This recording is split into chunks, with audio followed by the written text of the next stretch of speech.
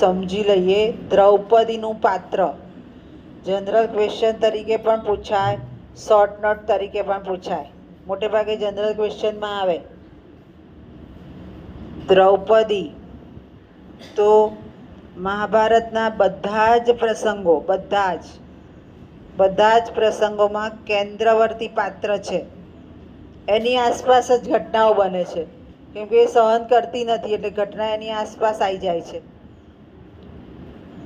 એટલે મહત્વનું અને મુખ્ય પાત્ર દ્રૌપદી છે.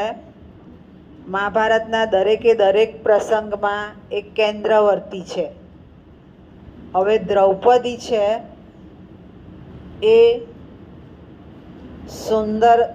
સૌંદર્ય છે એની પાસે, અત્યંત સુંદર એનું વ્યક્તિત્વ બતાવ્યું છે. અને સુંદરતા તો છે, સાથે સાથે દાહકતા, તેજસ્વી વ્યક્તિત્વ છે.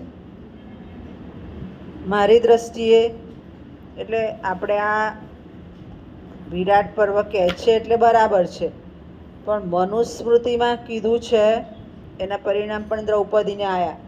મનુસ્મૃતિ એ ગૃહસ્થાશ્રમ આવે છે, એમાં કીધું જ છે કે સ્ત્રી નમ્રતાથી નથી બોલતી, વિવેકથી નથી બોલતી તો એના દુષ્પરિણામ આવે જ છે.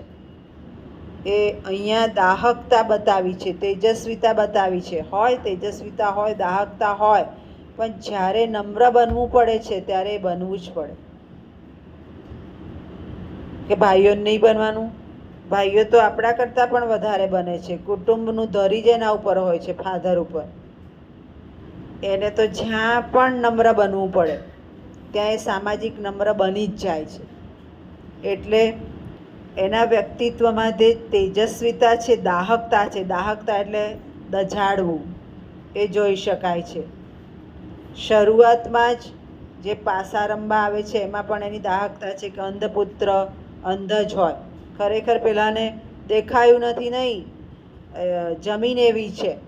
એટલે એ જે છે નમ્રતા ચૂકે છે ને એનું પરિણામ એને ભોગવવું પડે છે. આખું યુદ્ધ, આખું હસ્તિનાપુર, આખું એનું શાસન જતું રહે છે.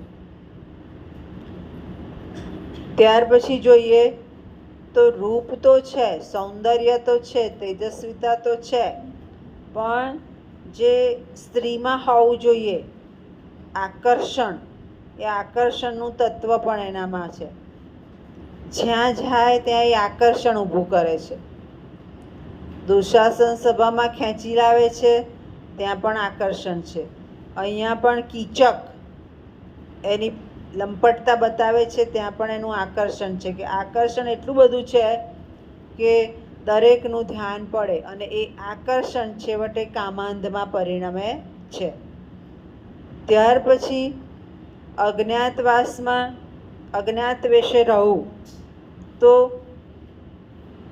પોતાની બુદ્ધિ ચાતુર્ય પણ છે કે અહીંયા અજ્ઞાત વેશ છે તો અજ્ઞાત વેશમાં છતાં થઈ જઈશું તો વળી પાછા વનવાસમાં જવું પડશે, એવી શરત હતી એ લોકોની. એટલે દાસી તરીકે રહે છે ખરી, પણ વળી પાછું એના વ્યક્તિત્વના લક્ષણો તો આવે જ. કે કીચકની વાત કોને કરવી, તો ભીમ પાસે જાય છે અને ભીમને કહે છે કે ત્યાં એનું બુદ્ધિ ચાતુર્ય છે. તમે 5 વ્યક્તિ ઊભી હોય અને કોને કહેવું, એ બુદ્ધિ ચાતુર્ય છે કે કોને કહેવાથી કયો ઉકેલ આવશે. દરેક વ્યક્તિ પાસે દરેક ગુણ જુદા જુદા છે, ક્યાં કયા ગુણનો ઉપયોગ કરવો એ દ્રૌપદીને ખબર છે. એટલે એનામાં બુદ્ધિ ચાતુર્ય જોઈ શકાય છે.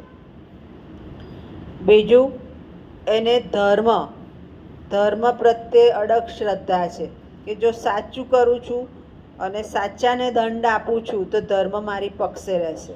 આપણને ખબર છે એ થયું છે કે નહીં ખબર નહીં, પણ કૃષ્ણ એના ચીર પૂર્યા છે.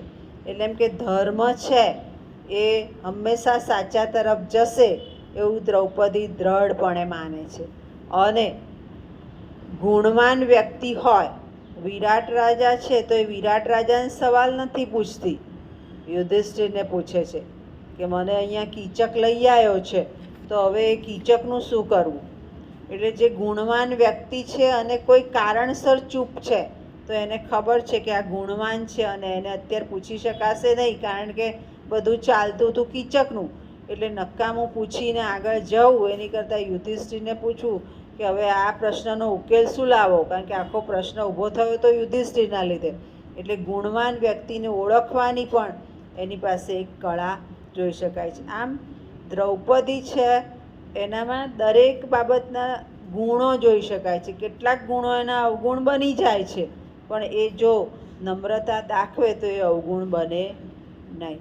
એવું આ દ્રૌપદીનું પાત્ર આપણને વિરાટ પર્વમાં મુખ્ય પાત્ર તરીકે, વિરાટ પર્વ નહીં, મહાભારતના દરેક પ્રસંગમાં મુખ્ય પાત્ર તરીકે જોઈ શકાય છે.